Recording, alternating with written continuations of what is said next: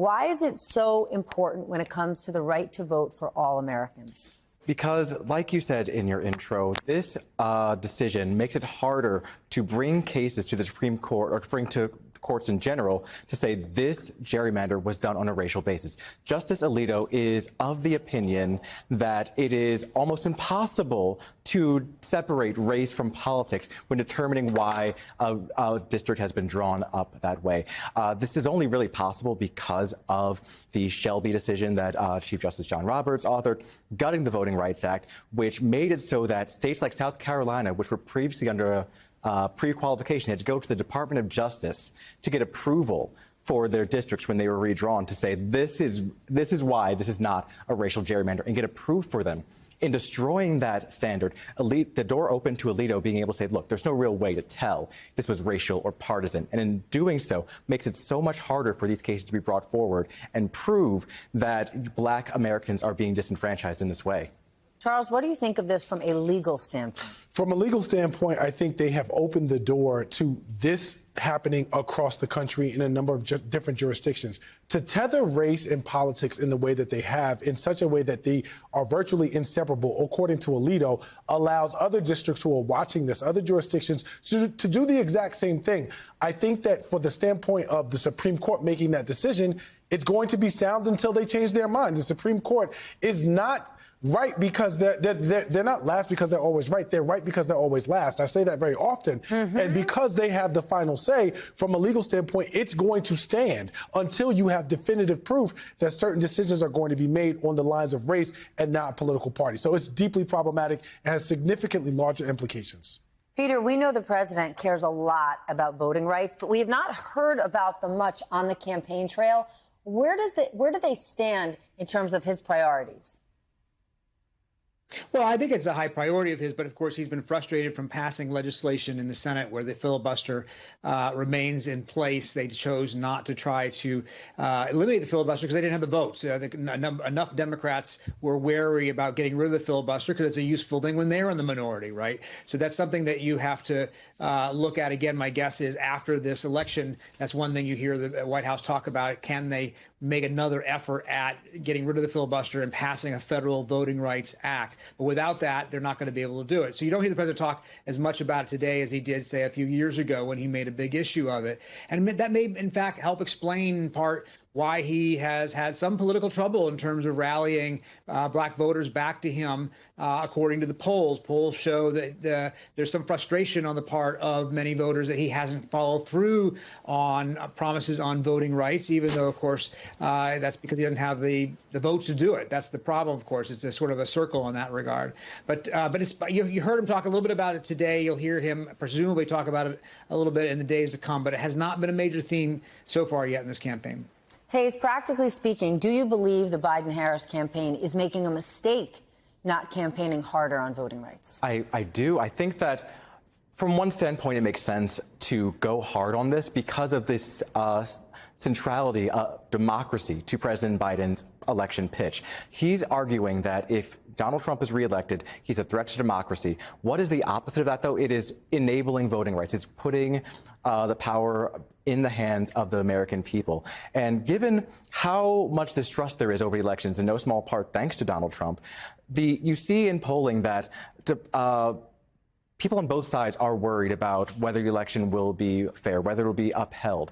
And I think for President Biden and Vice President Harris to go out there and say, look, we know that it is important to vote. We want you to be able to vote. We want everyone to be able to vote fairly.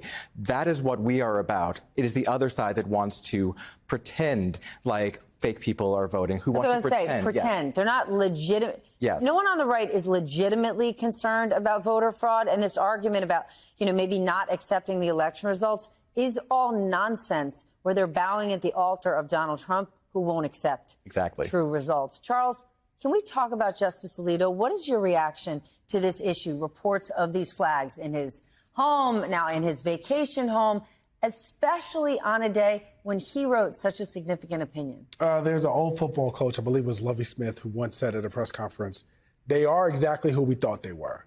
Samuel Alito is exactly who we thought he was, and you don't need flags to make that decision or come to that conclusion. You can look at his words, you can look at his decisions, you can look at his opinions, South Carolina being one of them.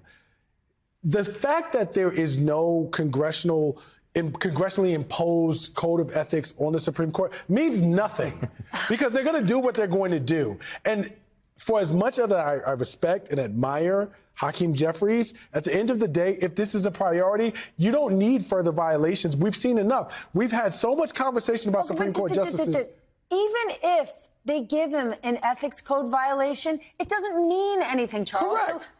So Hakeem Jeffries can stand up there and say that and say, like, if you do this one more time, we're coming for you. They can't come for them. Right? These Supreme Court justices have a lifetime appointment. OK, if I knew I had this job for the rest of my life, I would do it in my pajamas. And I wouldn't look at ratings, and I wouldn't even read a single word. They have no motivation. It doesn't matter if the country doesn't trust them or like them. They've got those jobs forever. Which is exactly why the notion of these flags, while they may seem to be exposing and enlightening for some people, do not surprise me, and they don't make a difference because it doesn't change anything about Samuel Alito and how he's going to do his job or the ways in which he is compelled to do his job, because he doesn't have to recuse himself from the cases involving January 6ers. He doesn't have to recuse himself from Donald Trump's immunity case. So ultimately, these are just flags blowing in the wind, and that's what I mean. Literally and figuratively. Yes. Peter, we have been here before with Clarence Thomas. It is highly unlikely that Alito will recuse himself. And let's be honest,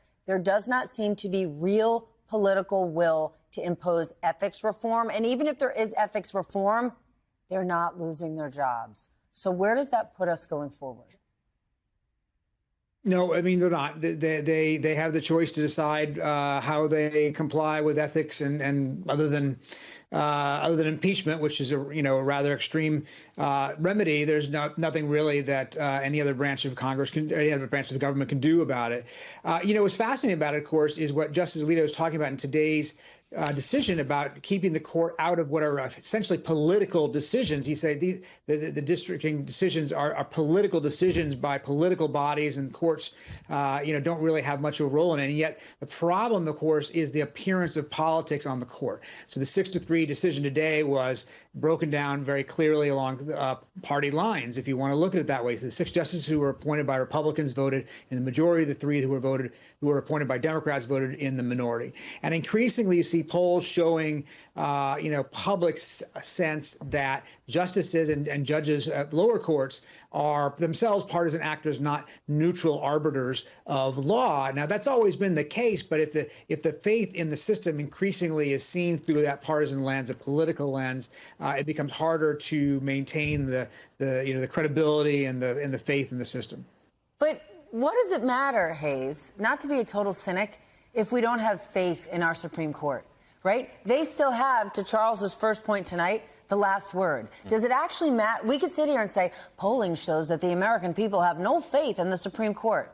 Do any of them care? I mean, here's the thing that is hard to wrap your head around. It's the idea that the Supreme Court makes decisions. It's up to the executive to enforce them. Like, no one is calling for President Biden to ignore Supreme Court decisions, because that is a constitutional crisis that nobody wants.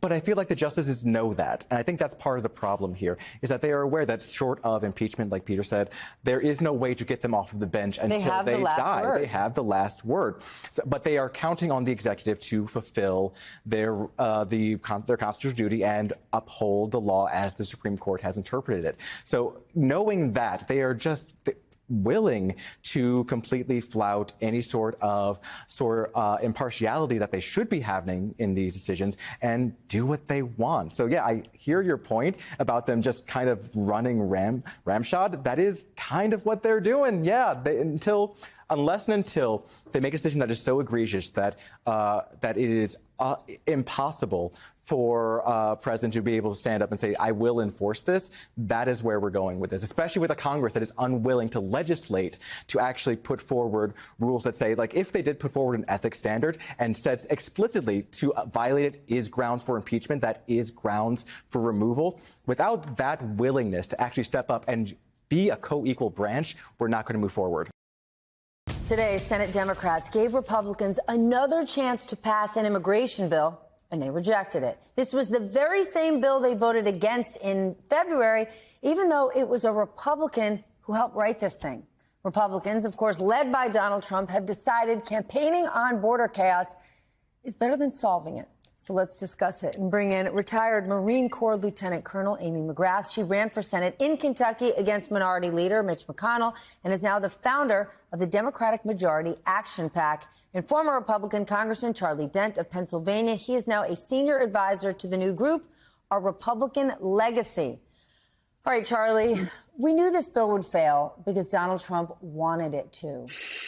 What is your take on this, especially for people in your party that this is a top priority for?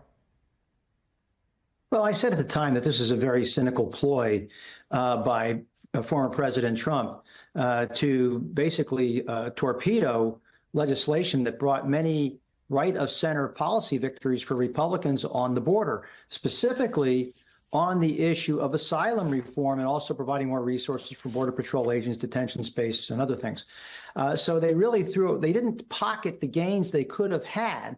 And then they could have still blamed Joe Biden, who is bearing the brunt of the blame for what's the fiasco at the southern border. They were too late to the game to address the issue. But so Biden is still very vulnerable on the issue. But Republicans, because of their cynicism in this case, may share some of the blame for the border. So, yeah, it's a cynical ploy. They should have embraced the bill that James Lankford negotiated because it did give them significant policy victories. And frankly, they're not going to get as good a deal. Republicans will not get as good a deal in the next Congress. Let's assume for a moment that Trump wins the presidency.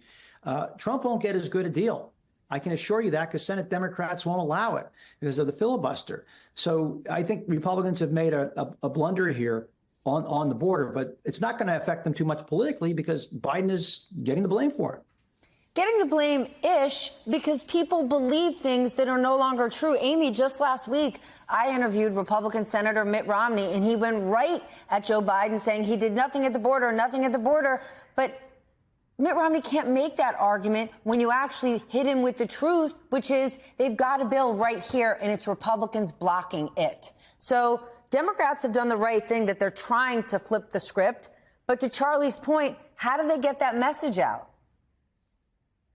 Well, they do what they did today. They put the bill on the floor and they make the Republicans vote it down yet again, which is exactly what happened. The Republican Senate insisted that we get a border bill, that they get a border bill, and they wrote it. It was Senator Lankford. Mitch McConnell handpicked him to write the bill. He wrote the bill, tried to push it through, and then Trump torpedoed it. And why? Well, because Trump wants chaos at the border. He does not want this problem to be fixed right now. It would give Biden a victory. And he's running on the border as an issue, as a political issue.